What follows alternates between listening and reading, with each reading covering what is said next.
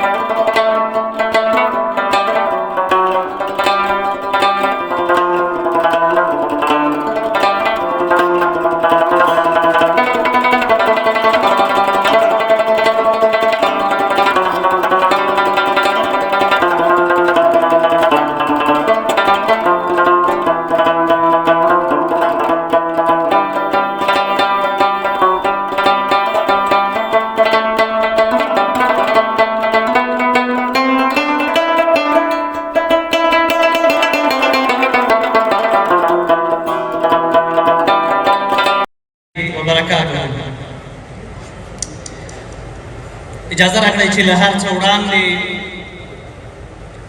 د یوې ښکلې او تاریخي ورځې له امله فارغ شوو محصلینو ته ورونو او خویندو د دوی پتمنو والدینو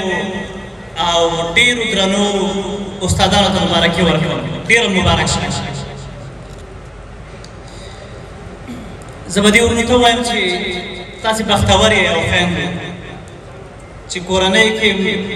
ملاتړ او حمایه وه یو څه پانګه یې درلودله او په تاسې باندې یې وکړه زموږ او ستاسې نه ډېر ښه ځوانان ښې خویندې لایقه ښه قد ښه باډۍ او خوارې والا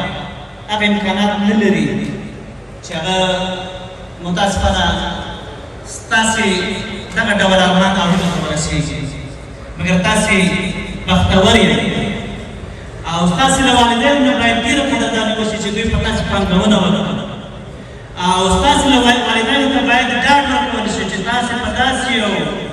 مرکز کې پانګونه پرې کړې چې بیخي مطمئن اوسېږئ یو کس دی د خپلې کونډې مور د زړه جرس په یو فکر باندې ودرېدلو کلک شو بیا د وخت په تېرېدو باندې ملک شو حق ویل حق اخیستلو باندې سر و حق ویل حق اخیستلو باندې سر و خلک وایي هو به هو پنځه نمبر مشهور شو له چاچراله تر بولانه مشهور شو له چاچراله تر بولانه له هرات بلخ بغلانه امپراتور شو له ډهلي تر اصفهانه امپراتور شو له ډهلي تر اصفهانه پوهنمله پوهندویه پوهیالي ننګیالي ګټیالي سل رحمت دې په پلار او پادیشه سل رحمت دې په پلار او پادیشه ازادي دې د سپېڅلي مرشدیشه مؤسس د لوی افغان میتود ترزنه مؤسس د لوی افغان میتود ترزنه له خطره خالي نه سرخندنه که ویریږي نو په کور کښېنه دننه سلامونه ستړي مه سئ هرکلی درته وایم د علمي ډګر له ستورو سره به غږېږو هغه څوک چې زموږ تاسو د زخمي وطن لپاره د ملهم پټۍ جوړېږي د ساینسي طبي علومو انسټیټوټ د نن ورځې عمومي اول نمره په 14مه دوره کې دی راسره د سره غواړم چې لنډې خبرې وکړم د ده په ارمانونو ورسره وغږېږم په څومره کړاو او سختۍ باندې د دغه بهیر تر دغه ځای راورساوه الله مخکې څه اراده لري د وطن د خلکو لپاره د خدمت د ارادې پوښتنه ترې کوم ورسره غږېږم مجلس ورسره کوم لومړی ځان وپېژنه ملګريه که څه ماته خو معلومات ده چې هلته ستاسو یادونه په لوی سټیج باندې وشوه خو دلته بیا هم دې ملګرو ته وپېژنئ بسم الله الرحمن الرحیم د هر څه دماغه تاسو ټولو ښاغلو ته سلامونه ورور پوښتنې ته راځم نوم قریب الله ده او د محمد امین خان زوی یم اصل چې دی د کونړ مربوط یعنې کونړ ولایت یم او اوس فلحال د پامیلو کې اوسېږو او دغه زه د ساینسي د طبي علومو انسټیټیوټ د پروتز د درېیمې دورې یو محصل یم ښه ډېر علي تاسو نن عمومي اول نمره فارغه سوئ کله چې دغه ستاسو نوم اخیستل کېده په تالار کې چکچکې درته کېدلې یو څه ډول احساس دې کوه ولا دا بس د ټولو استادانو خواري ده موږ خو خپل هم دونه امید نه لرو چې دومره څه به ترلاسه کړو ځکه دلته خلکو ویل چې حق خوړل کېږي خو نه ځکه تر اوسه پورې ما دا امید نه لرو چې زه به داسې عمومي علوم را راشم او خلکو ویل چې واسطې دي د خانانو به چې د عمومي علوم را کېږي خو چې کله زما نوم یاد کړم ما ویل چې واقعا دلته هغه څه نشته دی چې کوم چې خلکو د ګیلې او شکایتونه کوي یعنی عدالت تامین شوی بس عدالت او بل چې کله دا سټیج ته راغوښتل کېدلې او دغه تصدیق یې د عمومي نمرګۍ درکاوه څومره خوشحاله وې څه احساس دې کوه نو زه احساسات چې دی نو په الفاظو کې نشم بیانولی ځکه دا زم چې دی تقریبا دې نه مخکې اول او دویم او درېیم سمستر کې زه دویم نمبر وم نو کله چې زه اول لومړی اعلان شوم په خپل سیم کې که نه نو بیا نو تمه مې داسې وه چې انشاءالله عمومي علوم راشم خو یقیني کولی مې نه شوه چې کله عمومي علوم راشم نو ډېر زیات احساساتي شوم او بس حتی داسې و چې اوس مزل کې غلط نه شوم دا قدمونه یې چې اخیستل داسې احتیاط هم دې کار اخیسته ډېر بل قسم روانه ډېر احتیاط مې کوه چې ما ونه غورځېږم خیر ډېره ښه ده دا ډېره د ویاړ ډکه شیبه وي د یو چا هغه زحمت او خواري چې کلونه یې قرباني ورته ورکړي شپې رڼې کړي دغه بهیر څنګه در باندې تېر شو دغه څو کاله چې په دغه انسټیټیوټ کې وی او درسونه دې ورته ویلې اقتصادي حالت یې راته ووایه خپل وضعیت راته ووایه لکه دا خو ډېره غټه قرباني غواړي دا خو اسانه خبره نه ده صحیح خبره ده چې بس اوله کې ما خپله یو مکتب کې چې شخصي مکتب و پرکنډ خصوصي علومو کې استاد وم نو هلته مې استادي کوله او یو څه معاش و په هغې به مې خپله کار روانه و خو بیا داسې و چې دغه نظام چې سقوط وکړو نو حالت خراب شلو بیا چې وه مکتب سقوط وکړو نو آینه پس ما چې دی دغه کم ښه مهرباني دوام وکړه بیا چې نو دغه پیل کې چې کله مخکې استاد وې په ښوونځي کې هلته حالت یو څه ښه و په مغه معاش باندې مو ګزاره کوله تګ راتګ مو پرې کوه پیسه مو ورکوه وروسته له هغه نه چې مکتب سقوط شو له منځه مکتب لاړه بیا بیا بیا مو څنګه امکانات برابرول؟ بیا مې یو ورور و چې هغه به ټول مسؤلیت زما چې و هغه په خپله غاړه باندې واخیسته، شاباش. تر څو وه چې زما په لاس کې وسه وي او زه څه توانایي لرمه نو انشاءالله ستا پیس به نه دغه کېږي پاتې کېږي نو خیر دی اوسې زه د خپل ورور او تا څخه ډېر منندوی یم چې په دې ډېر زیات عمر کې تقریبا پلار مې چې دی 45 کلن دی که نه په دې عمر کې مې لپاره خواري کوي په دې خاطر باندې چې بچونه مې څه جوړ شي او ورور مې چې ده هغه خپل هغه 12مې پاس کړی دی او هغې وویل چې ته لږ زره لایق یې خیر دی ته مخکې شه انشاءالله کوشش ته که الله فارغه کړلی بیا به ما سره سپورټ وکړي. کورنۍ غړي مو اوس راغلي دي غونډې ته؟ و دورونه مې راغلی دی خو پلار او ورور مې لا اوسه پورې چې دی په کار کې دي که نه. ښه دې ته پلار او ورور وایي چې خپله د نن ورځې د دومره ستره خوشحالۍ کې دوی په کار کې بوخت دي مګر اولاد یې ورور یې د وطن د زخمونو ملهم پټۍ جوړېږي دا اسانه خبره نه ده. د یو معسل ژوند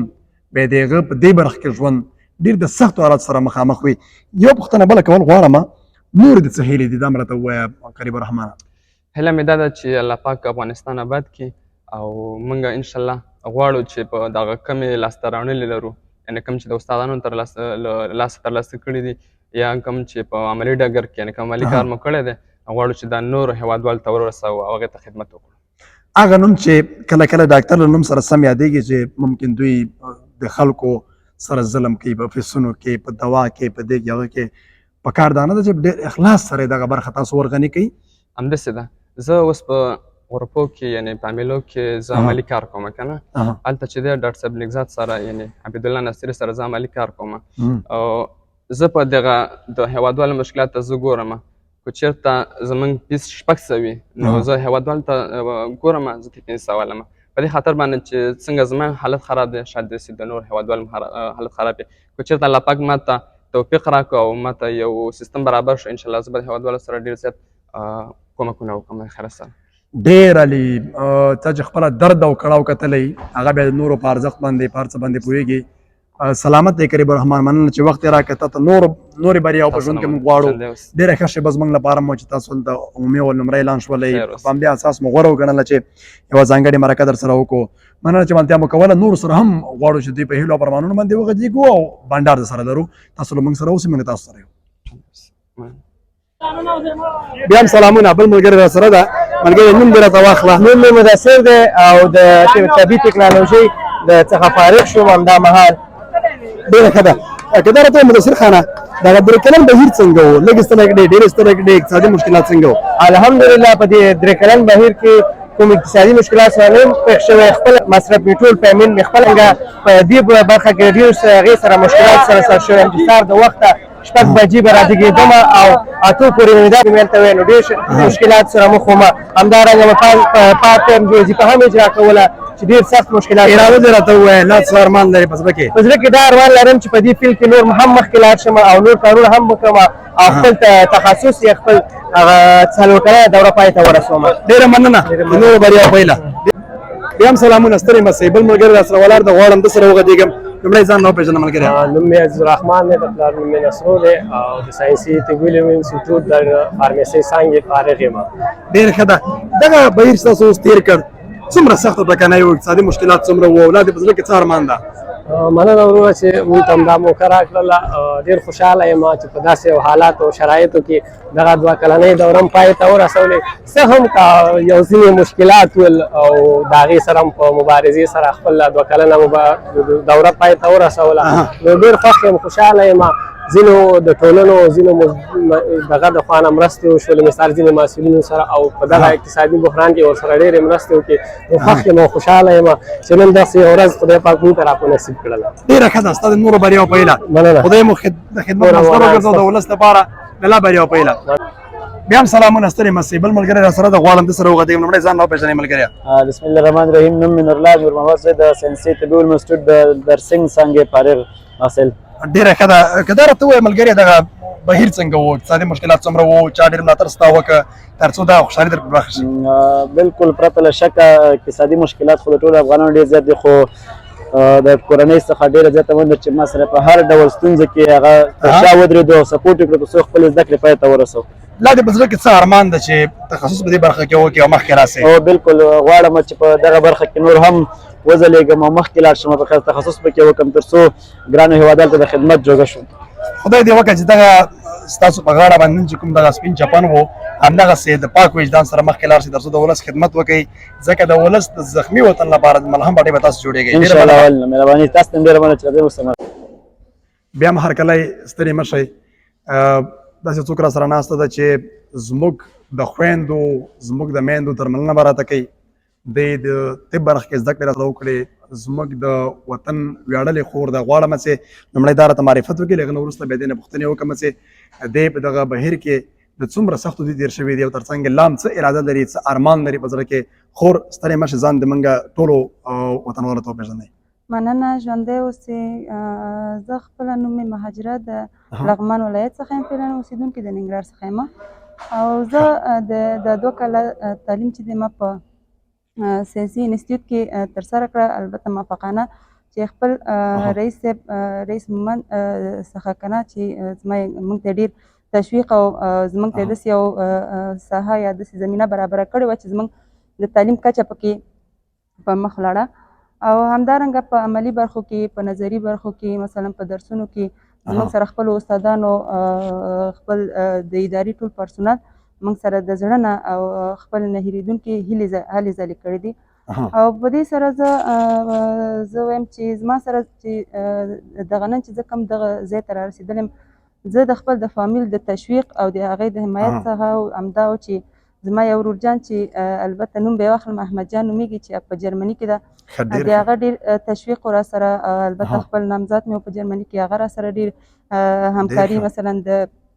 هرې نګاه نه ما سره کړې ده او همداسې ورسره خپل ټول فامیل. نو ساینسي انسټیټیوټ داسې یو انسټیټیوټ دی چې یعنې نشم ویلی چې څنګه ویم چې دا څنګه انسټیټیوټ دی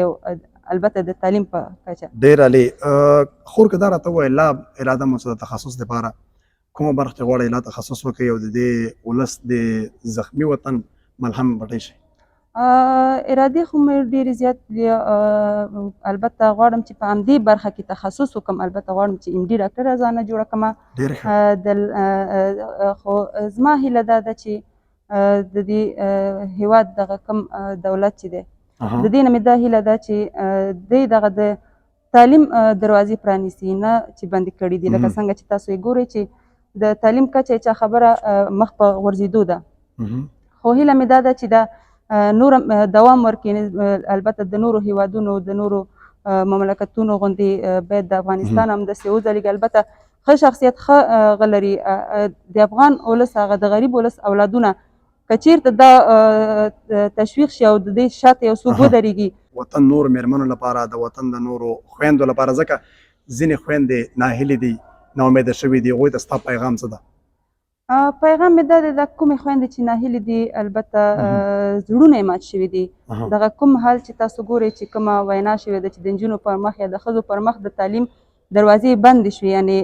ټولو د چا چې کوم چا چې تعلیم کړی هغوی هم زړونه غورځوي خو زه یم چې نه هېڅکله به خپل زړونه غورځوئ خپل همت د لاسه مه ورکوئ خپل تشویق مثلا د فامیلونو هغې ته وګورئ ځان یو حد ته ورسوئ یو ځي ته ځان ورسوئ مه پرېږدئ چې تاسو هغه کوم ارمانونه چې په زړونو کې دي هغه د پښو لاندې شي نو پاتې شو دا خبره او د دولت نه مې دا هیله ده چې د هغه خویندو چې زړونه یې ډېر ارمانونه ډک وو هغه تر پښو لاندې مه کوئ پرېږدئ چې د خپل تعلیم ترسره کړئ خپل هغه پوهانو ویل دی وایي که یو نارینه وروزي پوه شي نو هغه یو فرد روزي که چېرته یوه مور وروزه شي نو هغه ټولنه روزي نو پرېږدئ چې دغه ټولنه وروزه شي هر فامیل کې چې خبره رڼا اوسېږي په خپل هېواد کې مو چې خبره رڼایي او دغسې لکه د نورو هېوادونو غوندې همداسې پرمختګ وشي په آخر کې نور مې څه نه دی فقط لوی ارمان مې دا دی چې زه د همداسې په ازاده یعنې بې له ډاره بې له ترسه زه خپل تعلیم ته ادامه ورکړم او همدارنګه خپله وظیفه ترسره کړم کوم هغه تشویشونه مو چې په زړه کې دي هغه رښتینې ډېره مننه زموږ دې خویندو طب برخه کې زده کړې کړي دي او انشاءالله دې ولس دپاره به دوی دې برخه کې خدمت کوي او ارادې لوړې ښکاري ډېر عالي پیغام یې ورکړ خور ډېره مننه وځلېږي بیا هم مبارکي درته وایم خدای مو په عزت لره هغه چا چې ستاسو سره دې ډګر کې مرسته همکاري کړې که هغه مو د کورنۍ کړې دي که هغه نامزاد ده که هر چا مرسته سره کړي همدغه عزت او معنویت بس ته چې د کورنۍ غړي دومره هسکه غاړه د نورو په مخ کې ودرېږي او یا د یو مظلوم لپاره هغه درملنه کوي په عزت دې اوسېږي او دا تر ټولو لویه خواري او زحمت ده چې دوی کړی دا ویاړ دې ورته مبارک وي ډېره مننه چې راغلی مرکې ته او حاضره شوې او موږ ته وخت راکړه مننه تاسو ډېره مننه ژمنتیا مو کوله غواړو چې نور پیغامونه هم واخلو راسره اوسئ بیا هم سلامونه ستړي مه سئ یو بل وطندار راسره دغه څوک چې نن فارغه سو تر څو د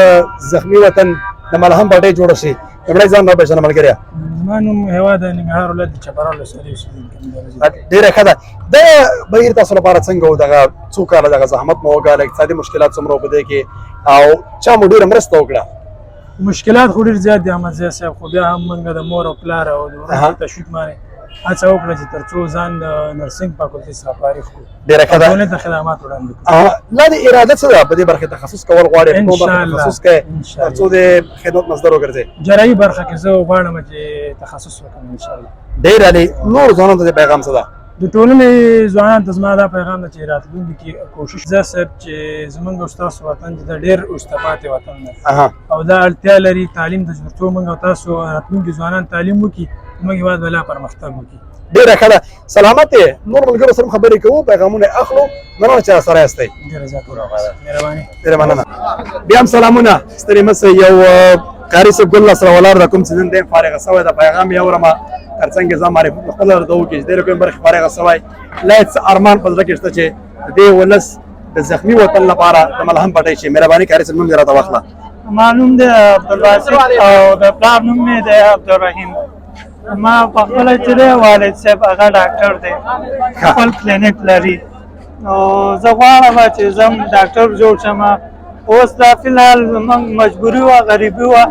3 کلنه دوره ما ترسره کړه دې سره سره وه بیا نو مخکې کوشش کوو چې ایم ډي ډاکټر شو بیا نو داسې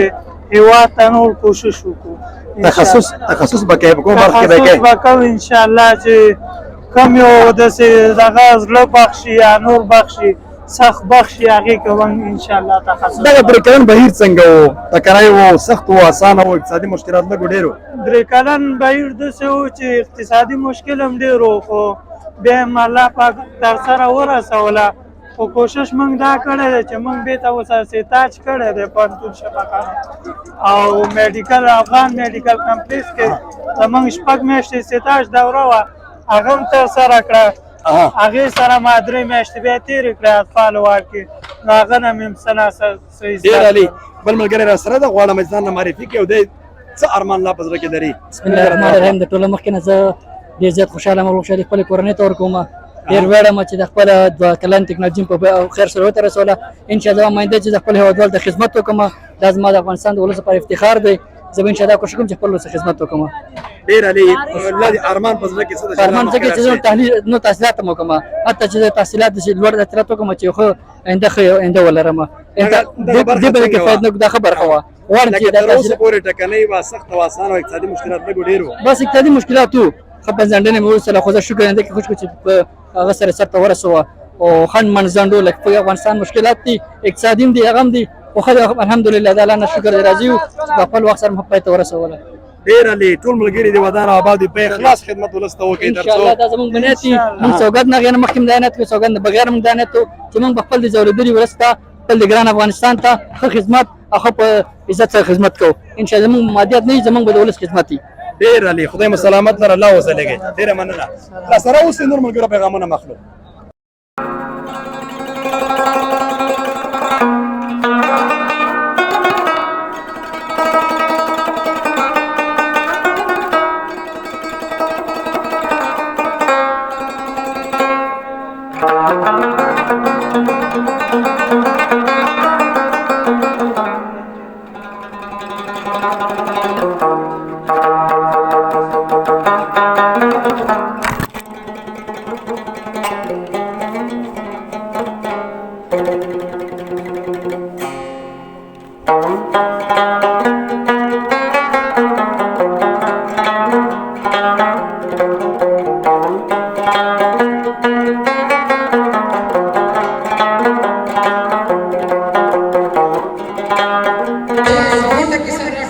چې دا د یو هېواد د یو ملت د ترقۍ د سوکالۍ او د پرمختګ دپاره جوړه شوې ده. د دغې غونډې په مناسبت ټولو ته یو ځلې بیا مشرانو قشرانو ښه راغلاست وایم. یعنې زه نن دومره زیات خوشحاله یم چې هېڅ د خوشحالۍ هغه د احساس سویه د ما نه جوړه شوې ده او زه یې هغه حد نشم ورکولی چې زه په یو داسې ټولنه کې لوی شوی یم چې هغوی ما ته داسې وخت راکړی دی او زه به یو داسې ادارې ته معرفي شوی یم چې زه یې په داسې د علم په ګاڼه باندې سمبال کړم او تر دې حده یې راورسوم چې هغه د ساینسي طبي علومو انسټیټیوټ اداره. بیا هم ستړي مه شئ، استاد تسلا سره ده، دی هم په دې برخه کې ډېر فعال او بیخ ځوان ده. د ده دغه د نن ورځې منظر په اړه ورنه پوښتمه چې څه یې ولیدل دننه د محصلینو چې کوم فارغ شوي دي هغوی خوشحالي څومره وه او څومره اړتیا ده په ټولنه کې. استاد ستا پیغام اوره مهرباني. بیا بعد هم احمدزی محترم تاسو ته ښه راغلاست وایو، په لیدلو سره خوشحاله شو. دغه خوشحالۍ شیبې وي، د هر محصل په چهره باندې خوشحالي وه. دغه وخت دغه لحظې د هر محصل یو ارمان وي چې ښه په خوشحالۍ سره یې ترسره کړي. دا ډیر د پرمختګ او د کامیابۍ زیری ده چې خوشبختۍ زیری ده چې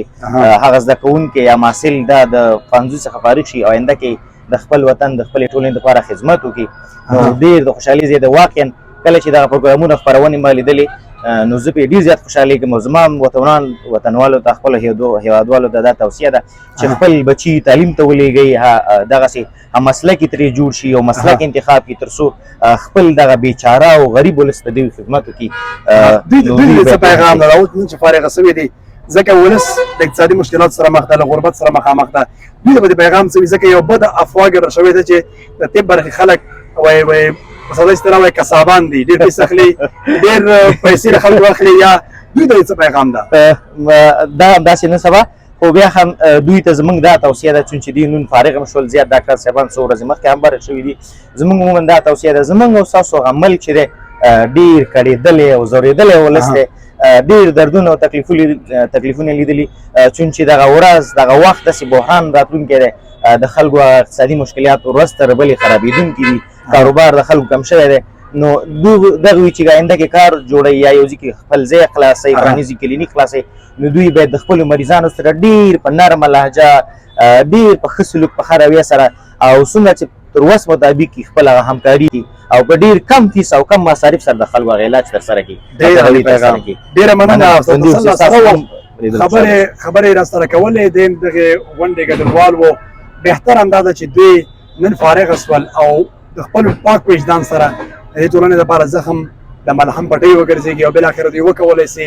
په ډېر ډاډه زړه سره خلک ورته ورسي او علاج ورته وکړي. ولې ډېره تمه همدا کېږي چې خلک غربت د وجې نه تر وخت علاج خپل نه کوي، ولې نسي کولی هغه فیسونه ورکړي یا قیمتي دوا ځان دپاره واخلي. ډېر باید دوی د پاک او په اخلاص سره مخکې لاړ شي، هېڅکله به دوی خرابه نه شي. موږ هم دلته موږ سره اوسئ، منتیا مو غواړو.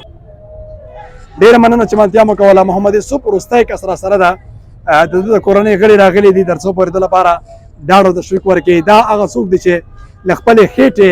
راوګرځولې، مګر محمد یوسف دپاره زمینه برابره کړې ده څو تعلیم ورباندې وکړي. په دې هیله چې